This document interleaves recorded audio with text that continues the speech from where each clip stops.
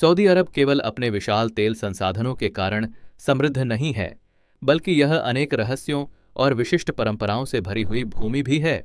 हालांकि इसका क्षेत्र काफी बड़ा है, लगभग 90% हिस्सा रेगिस्तान है। इसी वजह से सऊदी अरब दुनिया के सबसे शुष्क क्षेत्रों में गिना जाता है, जहां कोई प्राकृतिक नदी नहीं बहती।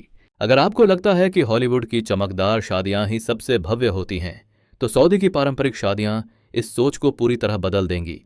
ये केवल बड़े समारोह नहीं होते, बल्कि ऐसे भव्य आयोजन होते हैं जहां हीरों की चमक झूमरों से भी ज्यादा नजर आती है और कुल खर्च लाखों डॉलर तक पहुंच जाता है। दूल्हा और दुल्हन अपनी ही शादी में आमने सामने नहीं मिलते। यहाँ पुरुषों और महिलाओं के लिए अलग अलग समारोह आयोजित किए जाते हैं। महिलाओं के हॉल में वातावरण किसी फैशन प्रदर्शनी जैसा होता है। यहाँ न अबाया की आवश्यकता होती है और न ही सिर ढकने की, बल्कि चैनल, डियोर और एलिसाब जैसे प्रसिद्ध ब्रांडों की भव्य पोशाकें दिखाई देती हैं। एक महिला गायिका भी प्रस्तुति देती है, जो पारंपरिक सऊदी संस्कृति में काफी कम देखने को मिलता है। इधर पुरुषों का आयोजन शाही दावत जैसा होता है।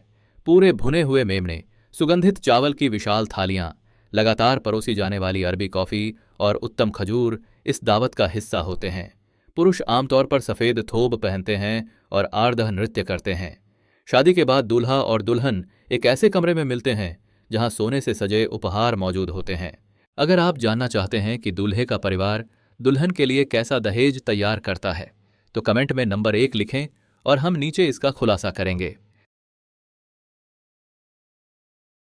यह हमें सऊदी जीवन के एक और चौंकाने वाले पहलू तक ले जाता है। सऊदी अरब में महिलाएं वास्तव में कई मुस्लिम बहुल देशों की तुलना में अधिक प्रगतिशील अधिकारों का आनंद लेती हैं।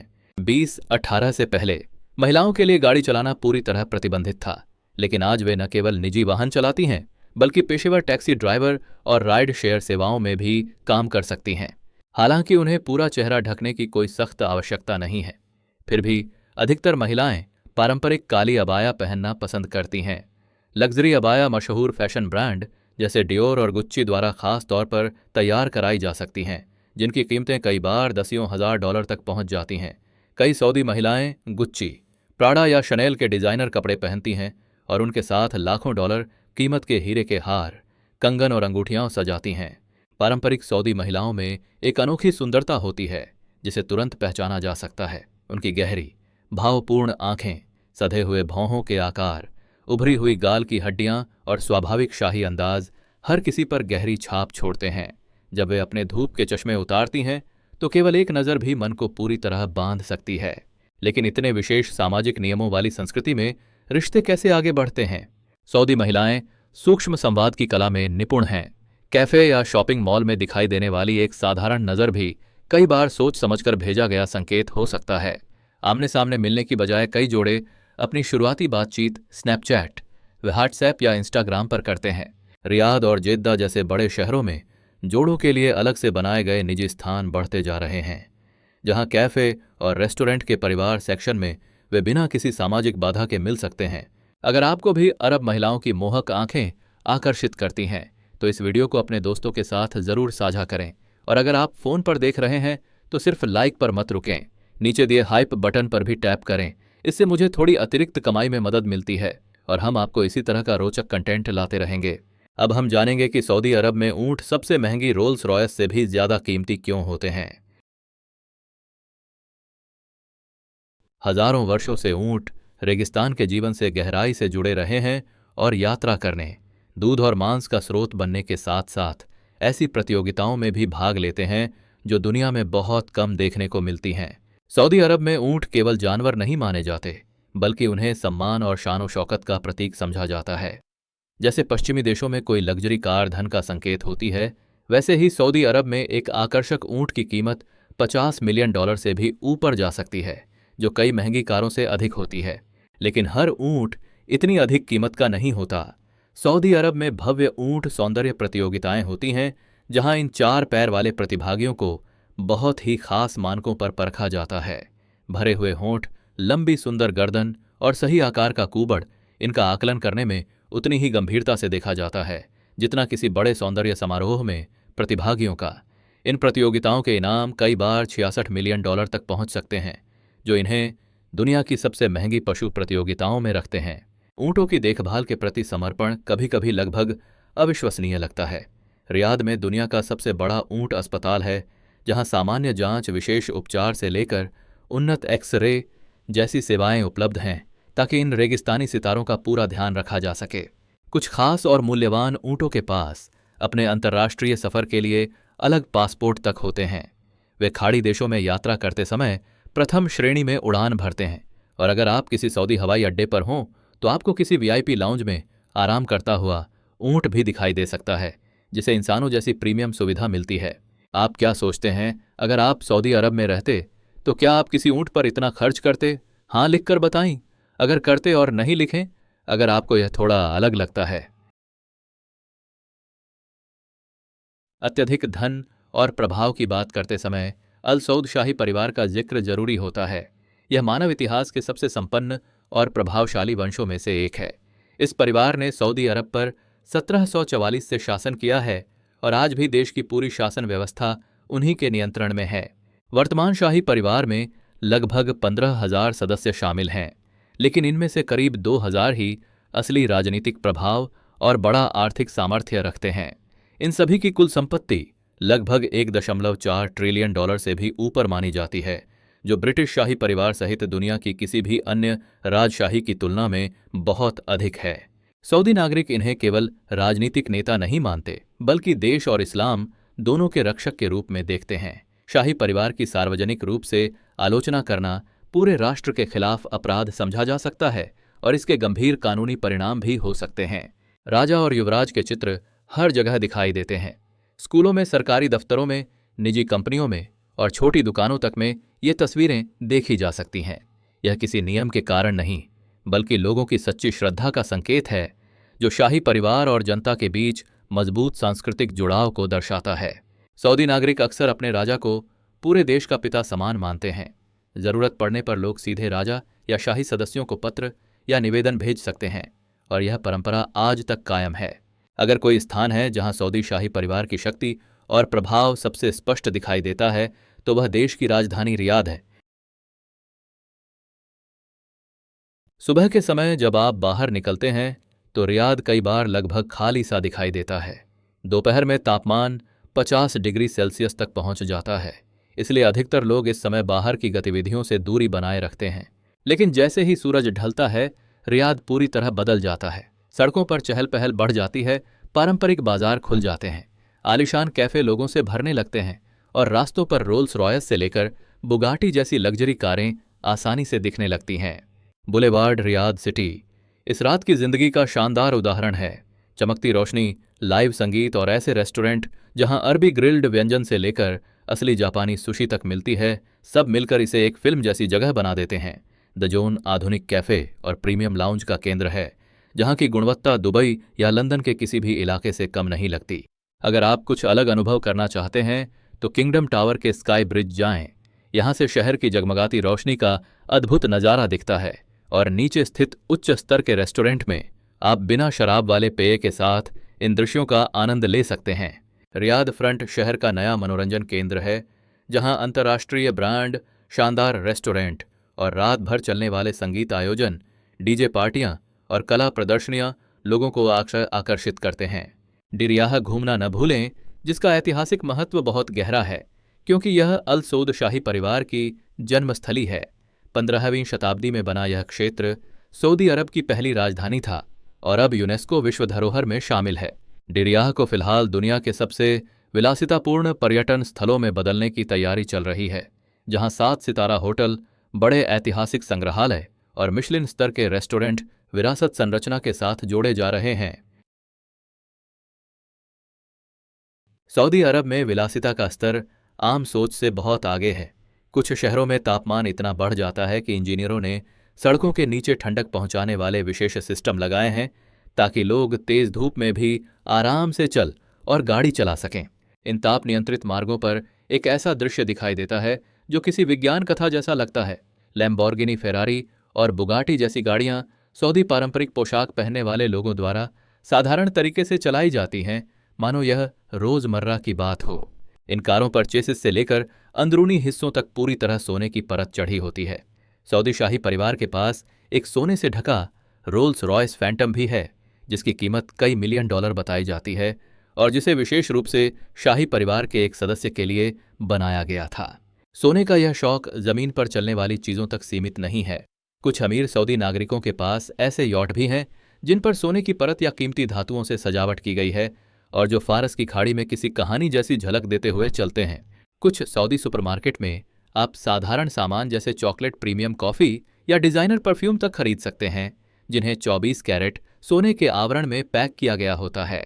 लग्जरी होटलों और उपहार दुकानों में सोने से ढकी चॉकलेट, हीरे वाले स्मार्टफोन और कीमती पत्थरों से सजी पानी की बोतलें मिलती हैं, जैसे रोजमर्रा की चीजों में भी शाही अंदाज जरूरी हो। सोने की यह चाह इतनी अधिक है कि कई शहरों में एटीएम तक छोटे सोने के बिस्कुट निकालते हैं, जो बताता है कि विलासिता यहाँ कई लोगों के लिए एक सामान्य आवश्यकता बन चुकी है। इस बदलाव का एक बेहतरीन उदाहरण जेद्दा है, जो लाल सागर के किनारे स्थित है। कभी यह सिर्फ एक शांत मछुआरा गांव था जहां से मक्का की यात्रा करने वाले लोग गुजरते थे, लेकिन आज यहां दुनिया में सबसे अधिक करोड़पति प्रति वर्ग किलोमीटर पाए जाते हैं। राज्य के विशाल रेगिस्तानों में ये अमीर लोग अपनी दिलचस्प गतिविधियां जारी रखते हैं।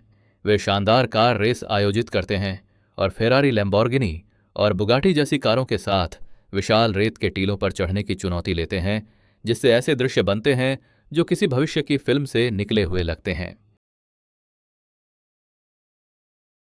यह बात आपको हैरान कर सकती है कि सऊदी अरब के कई धनी युवा सच में शेरों को घर में पालतू जानवर की तरह रखते हैं। वे इसे बिल्कुल गंभीरता से अपनाते हैं। एक शेर का मालिक होना कुछ खास सामाजिक वर्गों में धन और प्रतिष्ठा दिखाने का एक जाना माना तरीका बन गया है। कई मालिक इन शावकों को छोटे होते ही अपने पास ले आते हैं और उन्हें आरामदायक घरों में पालते हैं, बिना इस डर के कि कभी खेलते समय किया गया कोई छोटा सा काटना खतरनाक स्थिति में बदल सकता है।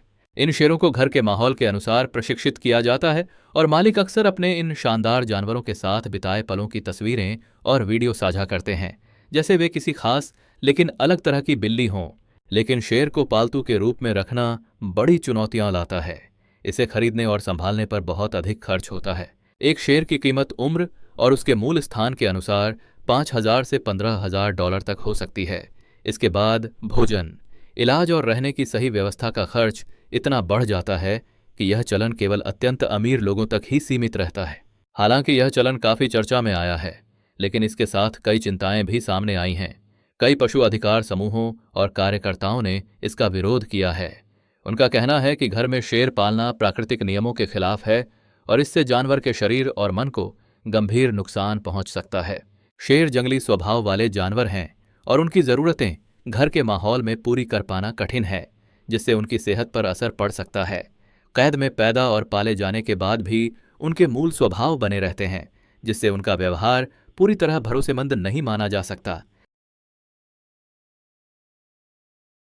सऊदी अरब इस समय नियोम का निर्माण कर रहा है, जो 500 अरब डॉलर की लागत वाली एक स्मार्ट और टिकाऊ विशाल नगरी होगी और लाल सागर के तट पर बनाई जा रही है। नियोम सिर्फ एक शहर नहीं है, बल्कि भविष्य की ऐसी अवधारणा है जहां उन्नत तकनीक, हरित ऊर्जा और कृत्रिम बुद्धिमत्ता मिलकर मानव जीवन के नए रूप की नींव रखते हैं। इस परियोजना का सबसे अनोखा हिस्सा द लाइन है, जो पूरी तरह बिना कारों वाला शहर होगा। इसमें कोई पारंपरिक सड़कें नहीं होंगी। यह शहर 170 किलोमीटर लंबा, 500 मीटर ऊंचा और केवल 200 मीटर चौड़ा होगा। इसके बाहरी हिस्से पर विशाल शीशे की परत होगी, जो रेगिस्तान के बीच एक चमकदार दर्पण जैसी दीवार बनाएगी। इस शहर की यात्रा पूरी तरह तेज रफ्तार भूमिगत ट्रेनों पर आधारित होगी, जिससे लोग 20 मिनट में एक छोर से दूसरे छोर तक पहुंच सकेंगे। घर, स्वास्थ्य सेवाएं, शिक्षा और मनोरंजन जैसी सभी जरूरी सुविधाएं कृत्रिम बुद्धिमत्ता से जुड़ी होंगी, ताकि हर निवासी अपने घर से केवल 5 मिनट की दूरी पर हर सुविधा पा सके। आश्चर्य की बात है कि कुल क्षेत्र का 95% हिस्सा प्राकृतिक संरक्षण के लिए रखा जाएगा, ताकि शहर सख्त पर्यावरण मानकों को पूरा कर सके। नियोम में एक अष्टकोणीय औद्योगिक क्षेत्र भी शामिल होगा, जो 50 वर्ग किलोमीटर में फैलेगा। इसे तकनीक और आपूर्ति श्रृंखला का प्रमुख केंद्र बनाने का लक्ष्य है, जहां उन्नत रोबोटिक्स और कृत्रिम बुद्धिमत्ता का प्रयोग होगा। इसके साथ एक शानदार रिसॉर्ट परिसर भी तैयार किया जा रहा है।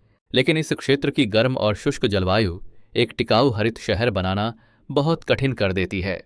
परियोजना की कुल लागत शुरुआती अनुमान से कहीं अधिक बढ़ सकती है। भविष्यवादी शहर की कल्पना आकर्षक लगती है, लेकिन लाखों लोगों को नियोम में बसने और काम करने के लिए तैयार करना अभी भी एक बड़ी चुनौती है। नियम सच में सफल होगा या नहीं, यह समय और वास्तविक परिणाम ही तय करेंगे।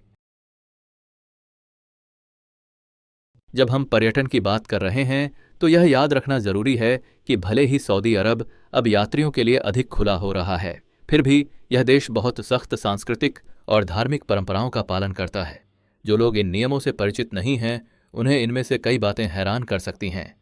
यात्रियों के लिए सबसे महत्वपूर्ण बातों में से एक पहनावे के नियम हैं। पुरुष और महिलाएं दोनों को सार्वजनिक स्थानों पर सादगी और शालीनता से कपड़े पहनने होते हैं। महिलाओं के लिए आमतौर पर हाथ और पैर ढके होना जरूरी है और कई इलाकों में अबाया पहनना लगभग अनिवार्य माना जाता है, जो लंबा और ढीला लिबास होता है। सार्वजनिक रूप से प्यार जताना भी अनुचित माना जाता है। अपने साथी को गले लगाना या चूमना कई देशों में सामान्य बात लग सकता है, लेकिन सऊदी अरब में ऐसे व्यवहार पसंद नहीं किए जाते और कुछ स्थितियों में गिरफ्तारी तक हो सकती है। शराब से जुड़े कानून तो और भी सख्त हैं। शराब पीना पूरी तरह निषिद्ध है और देश में शराब लाने की कोशिश गंभीर कानूनी मुसीबत खड़ी कर सकती है। अगर किसी के पास शराब पाई जाए तो उसे जेल या कोड़े जैसी शारीरिक सजा भी मिल सकती है। यात्रियों को सामाजिक मेलजोल से जुड़े नियमों का भी ध्यान रखना चाहिए। वर्ष 2018 में एक मिस्री व्यक्ति को इसलिए हिरासत में लिया गया क्योंकि वह रेस्तरां के फैमिली सेक्शन में एक ऐसी महिला के साथ नाश्ता कर रहा था जो उसके परिवार की नहीं थी और उसने इसका वीडियो इंटरनेट पर डाल दिया था। भले ही कुछ स्थान अब पहले से अधिक लचीले हो गए हों, लेकिन कहीं बैठने से पहले नियमों को समझ लेना हमेशा समझदारी माना जाता है। अंत में एक ऐसा नियम है जिसे कभी नहीं तोड़ना चाहिए। गैर मुसलमानों को मक्का और मदीना में प्रवेश की अनुमति नहीं है। ये इस्लाम के लिए सबसे पवित्र शहर हैं और मुस्लिम न होने पर वहां जाना सख्ती से वर्जित है। जो लोग ऐसा करने की कोशिश करते हैं उन्हें भारी जुर्माना, देश से निष्कासन या अदालत के फैसले के अनुसार शारीरिक सजा जैसी कड़ी कार्रवाई का सामना करना पड़ सकता है। सऊदी अरब दुनिया का प्रमुख तेल निर्यातक देश है और इसके पास लगभग 267 अरब बैरल तेल का भंडार माना जाता है, जो विश्व के कुल भंडार का लगभग 17.7% है और इसमें यह केवल वेनेजुएला से पीछे है। हर दिन यह देश 10 से 11 मिलियन बैरल के बीच तेल निकालता है, जो रूस और संयुक्त राज्य दोनों से अधिक है। उत्पादन की यह क्षमता अरामको नाम की सरकारी ऊर्जा कंपनी को $2 ट्रिलियन से अधिक मूल्य वाली कंपनी बना चुकी है। तेल न केवल सऊदी अर्थव्यवस्था की रीढ़ है और सरकारी राजस्व का 70% से अधिक देता है, बल्कि इसी ने धरती पर चल रही कई सबसे महत्वाकांक्षी विकास योजनाओं को भी ऊर्जा दी है। प्राकृतिक नदियों की कमी के कारण सऊदी अरब को अपने पानी की जरूरतें पूरी करने के लिए विशाल खारे पानी शोधन संयंत्रों पर निर्भर रहना पड़ता है। रास अल खैर संयंत्र, जो दुनिया का सबसे बड़ा डिसैलिनेशन प्लांट माना जाता है, हर दिन 10 लाख घन मीटर से अधिक मीठा पानी तैयार करता है, जो लगभग 50 लाख लोगों के लिए पर्याप्त है। यह उपलब्धि दिखाती है कि कोई रेगिस्तानी देश भी अपने जल संसाधनों को कितनी प्रभावी तरीके से संभाल और नियंत्रित कर सकता है। सऊदी अरब की सोच धरती से आगे तक फैली हुई है। वर्ष 2023 में रैयाना बर्नावी अंतर्राष्ट्रीय अंतरिक्ष स्टेशन तक पहुंचने वाली पहली अरब महिला बनी। चांद और मंगल की खोज में अपनी भागीदारी बढ़ाने के लिए देश ने 2018 में सऊदी स्पेस कमीशन की स्थापना की और नासा सहित कई अंतर्राष्ट्रीय संस्थाओं के साथ सहयोग शुरू किया। तेल संपदा से समृद्ध यह साम्राज्य अब केवल पृथ्वी की संभावनाओं का उपयोग करने तक सीमित नहीं रहना चाहता, बल्कि अंतरिक्ष की दुनिया में भी अपनी मजबूत पहचान बनाना चाहता है। सऊदी अरब में समय घड़ी की सुइयों के हिसाब से नहीं, बल्कि लोगों की जीवन शैली और उनके स्वभाव के अनुसार चलता है। अगर आपने किसी से रात 8 बजे मिलने का वादा किया है तो यह सामान्य बात है कि वह व्यक्ति 9 या यहाँ तक कि 10 बजे पहुंचे और फिर भी आपको ऐसे मिले जैसे वह बिल्कुल समय पर आया हो। यह समय की अनदेखी नहीं है, बल्कि इस संस्कृति में सख्त समय पालन से ज्यादा लचीलेपन को महत्व दिया जाता है। यहाँ बातचीत तब तक चल सकती है जब तक वह रोचक रहे और कोई भी केवल कार्यक्रम के कारण जल्दी जाने की जरूरत महसूस नहीं करता। दफ्तरों में भी कई बार मीटिंग तय समय से घंटों बाद शुरू होती है और फिर भी किसी को इस पर नाराजगी नहीं होती। अगर निमंत्रण पत्र में रात 8 बजे का समय लिखा हो तो असली आयोजन अक्सर बहुत बाद में शुरू होता है। आखिर में सऊदी अरब में घड़ियां समय जरूर बताती हैं, लेकिन असल में लोग ही तय करते हैं कि किसी पल की शुरुआत कब होगी। सबसे बड़े आधुनिक शाही परिवार। विस्तृत रेगिस्तान और विशाल तेल उद्योग के अलावा सऊदी अरब एक और उल्लेखनीय रिकॉर्ड भी रखता है। क्षेत्रफल के आधार पर दुनिया का सबसे बड़ा हवाई अड्डा इसी देश में है। दम्माम में स्थित किंग फहद अंतर्राष्ट्रीय हवाई अड्डा लगभग 780 वर्ग किलोमीटर में फैला है, जो लगभग न्यूयॉर्क सिटी जितना बड़ा है। 1999 में खोले गए इस हवाई अड्डे को न केवल इसके आकार के लिए जाना जाता है, बल्कि यह हर साल मक्का जाने वाले लाखों तीर्थयात्रियों के लिए एक महत्वपूर्ण मार्ग भी है। यह क्षेत्र की धार्मिक गतिविधियों में बड़ी भूमिका निभाता है। इसके अलावा किंग फहद अंतर्राष्ट्रीय हवाई अड्डे में एक विशाल मस्जिद है, जिसमें 2000 उपासक एक साथ नमाज अदा कर सकते हैं, और यहाँ सऊदी शाही परिवार के लिए एक निजी टर्मिनल भी है, जो सच कहें तो पूरे हवाई अड्डे के बराबर भव्य महसूस होता है। 23 सितंबर को मनाया जाने वाला सऊदी राष्ट्रीय दिवस केवल यादगार तिथि नहीं है, बल्कि पूरे देश में जीवंत उत्सव का समय बन जाता है। शहर रोशनी से चमक उठते हैं, रात के आसमान में आतिशबाजियां जगमगाती हैं और लोग पारंपरिक पोशाक पहनकर सड़कों पर जश्न में शामिल होते हैं। वातावरण संगीत, परेड, लोक नृत्य और खुशियों से भर जाता है। सबसे ध्यान आकर्षित करने वाले पलों में से एक वह होता है जब राष्ट्रीय ध्वज से सजाई गई लग्जरी कारें सड़कों पर गुजरती हैं। सऊदियों के लिए एक और महत्वपूर्ण अवसर रमजान के अंत का त्योहार है। सूर्योदय से सूर्यास्त तक एक महीना रोजा रखने के बाद ईद उल फितर खुशियों और कृतज्ञता का समय बनकर आती है। परिवार नए कपड़े पहनते हैं, एक दूसरे को उपहार देते हैं और कब्जा, मंदी और सलीक जैसे पारंपरिक व्यंजनों के साथ भरपूर भोजन का आनंद लेते हैं। बच्चे खास तौर पर ईदिया पाने के उत्सुक रहते हैं, जो बड़ों की ओर से मिलने वाले छोटे नकद उपहार होते हैं और इस त्योहार को और भी आनंदमय बना देते हैं। सऊदी अरब की यात्रा के दौरान कब्जा का स्वाद लेना बिल्कुल नहीं छोड़ना चाहिए, जिसे अरब व्यंजनों का बादशाह माना जाता है। यह प्रसिद्ध चावल का पकवान मुलायम चिकन या मटन के साथ बनाया जाता है और इसमें दालचीनी, लौंग और इलायची जैसे सुगंधित मसालों का मिश्रण शामिल होता है। मसालों से भरा प्रत्येक कौर एक यादगार स्वाद अनुभव देता है। मंदी एक और खास चावल का व्यंजन है, जो अपनी अनोखी पारंपरिक विधि के लिए जाना जाता है। इसमें मांस को विशेष मिट्टी के बर्तन में धीरे धीरे पकाया जाता है, जिससे उसका प्राकृतिक रस बना रहता है और उसमें हल्की धुएं जैसी सुगंध आती है। केसर वाले सुगंधित चावल के साथ परोसा जाने वाला मंदी मध्य पूर्वी भोजन का असली स्वाद देता है। जरिश एक देहाती लेकिन समान रूप से स्वादिष्ट पारंपरिक पकवान है। यह अरब गेहूं से बना गाढ़ा दलिया होता है, जिसे कीमा और तीखे मसालों के साथ पकाया जाता है। यह व्यंजन खास मौक़ों और पारिवारिक आयोजनों में बहुत लोकप्रिय है और खाने वालों को पुरानी अरब पाक परंपरा से जोड़ देता है। स्ट्रीट फूड पसंद करने वालों के लिए मुतब्बक एक बेहतरीन विकल्प है। यह भरा हुआ पैनकेक होता है, जिसकी कुरकुरी सुनहरी परत के भीतर मसालेदार कीमा, भुले हुए प्याज और गहरे स्वाद वाले मसाले भरे होते हैं। मुतब्बक पूरे देश में आसानी से उपलब्ध है और स्थानीय लोगों के साथ साथ पर्यटकों को भी स्वादिष्ट और संतोषजनक भोजन प्रदान करता है। अंत में आता है सलीग, एक मलाईदार और समृद्ध चावल का व्यंजन जिसे कई लोग अरब का रिसोट्टो कहते हैं। इसे चिकन स्टॉक, ताज़ा दूध और मक्खन के साथ धीरे पकाया जाता है, जिससे इसमें नरम बनावट और अनोखा स्वाद आता है, जो मध्य पूर्वी भोजन में अलग ही पहचान रखता है।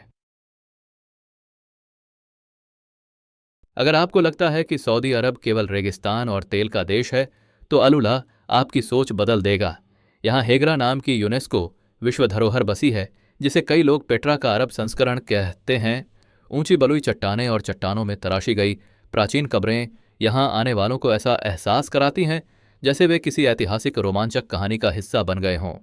सबसे प्रसिद्ध स्थान एलिफेंट रॉक है, एक विशाल पत्थर जो रेगिस्तान के बीच किसी हाथी की तरह खड़ा दिखाई देता है और तस्वीरें लेने के लिए बेहद आकर्षक जगह है। शुष्क इलाकों के विपरीत जिद्दा समुद्र तट की ताजगी भरी दुनिया प्रस्तुत करता है, जहां नीला पानी, आधुनिक इमारतें और पुरानी गलियों की रौनक एक साथ मिलती है। कला और संस्कृति पसंद करने वाले लोग अलबलद घूम सकते हैं, जो सदियों पुराने प्रवाल पत्थर के घरों से भरा हुआ ऐतिहासिक क्षेत्र है। जेद्दा में किंग फहद फाउंटेन भी है, जो दुनिया का सबसे ऊंचा फव्वारा माना जाता है और यह पानी को 312 मीटर ऊपर तक उछालता है, जो बिना एंटीना वाली एफिल टावर की ऊंचाई से भी अधिक है। कॉर्निश बीच पर जाकर आप साफ पानी और सफ़ेद रेत के साथ समुद्र किनारे सैर कर सकते हैं और पास के रेस्तरां में स्वादिष्ट समुद्री भोजन का आनंद ले सकते हैं। इसके बाद है दम्माम, जो फारस की खाड़ी का पूर्वी प्रवेश द्वार माना जाता है। यह शहर शांत समुद्र तटों, खुशगवार माहौल और व्यस्त समुद्री भोजन बाजारों के लिए जाना जाता है। यहाँ की मारजान आइलैंड देखने लायक जगह है, जहाँ समुद्र के बीच एक टावर किसी रहस्यमय किले की तरह खड़ा है। दम्माम सऊदी अरब के उन पहले स्थानों में से एक है जहाँ सूर्योदय दिखाई देता है, इसलिए समुद्र पर पड़ती पहली रोशनी का दृश्य देखने के लिए यह एक आदर्श जगह है। सऊदी अरब में आप जहाँ भी जाएं, हर स्थान देश की संस्कृति और लोगों का एक अलग और सुंदर रूप दिखाता है। ये 15 चौंकाने वाले तथ्य बताते हैं कि सऊदी अरब उतना सरल नहीं है जितना कई लोग सोचते हैं। यह देश अत्यंत विविध, दिलचस्प और तेजी से बदलने वाला है। लाखों डॉलर की ऊंट सुंदरता प्रतियोगिताओं से लेकर रेगिस्तान में बन रहे भविष्य के शहरों तक, पारंपरिक शादियों पर होने वाले विशाल खर्च से लेकर युवा करोड़पतियों द्वारा शेरों को पालतू बनाने तक, यह साम्राज्य लगातार मध्य पूर्वी संस्कृति से जुड़ी आम धारणाओं को बदलता और नई दृष्टि देता रहता है। इन सऊदी तथ्यों में आपको सबसे ज्यादा किस बात ने चौंकाया? क्या इनमें से किसी जानकारी ने आपके मन में इस देश के जीवन को लेकर नए विचार पैदा किए? टिप्पणियों में बताएं कि कौन सा तथ्य आपको सबसे अनोखा लगा, और यह भी साझा करें कि क्या आप इन अद्भुत सांस्कृतिक पहलुओं को जानने के बाद सऊदी अरब घूमने की इच्छा रखते हैं। और हाँ, हमारे चैनल को सब्सक्राइब करना और नोटिफिकेशन बेल चालू करना न भूलें, ताकि हम अगले वीडियो में फिर मिल सकें। आज हमारे साथ समय बिताने के लिए आपका बहुत धन्यवाद। आशा है कि आपको यह वीडियो पसंद आया होगा। आपका सहयोग हमारे लिए बेहद महत्वपूर्ण है। आपको आगे के लिए ढेर सारी शुभकामनाएं। अध्याय देखने के लिए शुक्रिया। अगर आपको यह वीडियो उपयोगी लगे तो कृपया इसे लाइक करें, सब्सक्राइब करें और घंटी बजाएं ताकि आप कोई भी नया वीडियो मिस न करें। मिलते हैं अगले वीडियो में।